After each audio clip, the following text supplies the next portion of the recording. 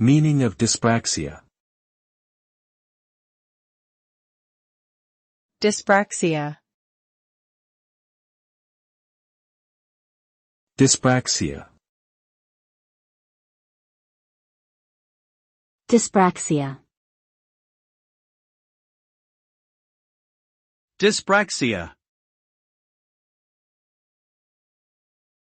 Dyspraxia is a neurological disorder that affects motor coordination and planning.